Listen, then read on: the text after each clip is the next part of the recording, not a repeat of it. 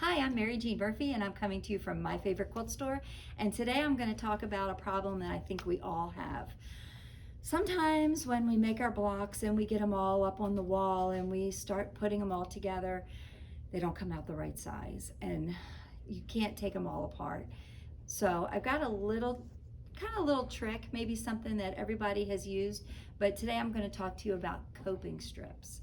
I like to call them inner borders because it sounds way better than maybe I didn't do my blocks right, but they are virtually coping strips. So here's my block that I'm going to work with today. I just did this little 9-patch block, and we're going to pretend that I have a border that needs to go on this that is a piece border, and that border came out to be 15 inches finished, 15 and a half inches finished. Well, I have to take this 13 and a half inch block up to 15 and a half so that it will fit my borders. And you can do this with any size. Like pretend this came out just a 1/4 of an inch too short. Say it was 13 and a quarter. Well, I'm going to show you how to do the math today to get your block to the size that it needs to be, so that you can easily and without any rippling or distortion put on the next border.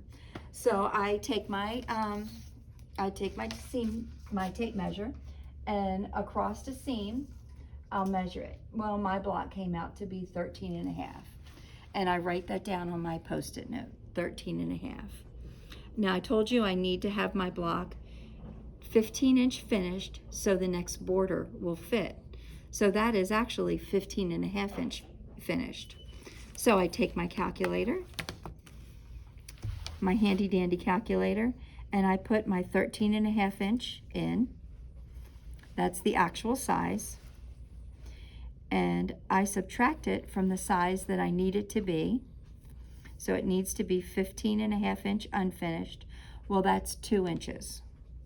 So I have 2 inches here. Well, I want 2 borders, so I need to do those 2 inches in 2 borders. So I divide it by 2. So that means I need a 1-inch border for a coping strip. Now, I will do a little trick that I think helps me, and in case I'm one thread on either side or this doesn't come out, this is going to make you a little bit more successful.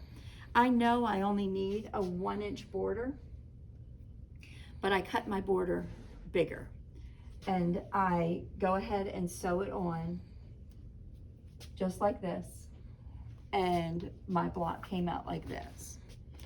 So I am going to show you that I added the coping strips, the little bit larger coping strips, and now I have a 17-inch block. Well, I know that this border right here needs to be 1 inch. So I will take my ruler, get rid of this measuring tape. I'm going to take my ruler, and I'm going to align this seam up here, this seam right here, on the 1-inch mark. And I like to go ahead and just double check. I'm a double checker. I know 1 inch is going to be on this side and 1 inch is going to be on this side.